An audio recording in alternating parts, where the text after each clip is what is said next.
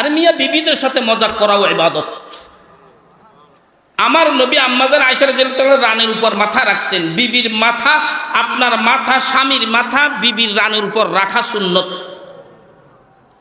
বিবির গায়ের সাথে হেলান দেওয়া সুন্নত।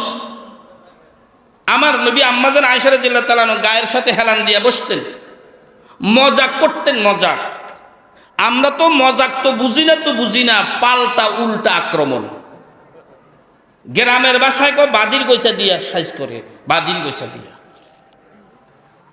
উনি চাকরি থেকে এসেছে, বাসায় রান্না ঠিক মতন হইল না কেন, পাকশাকটা সময় মতো হলো না কেন, উনার মেজাজ গরম হয়ে, চান্দি গরম হয়ে যায়। যায় কি যায় না?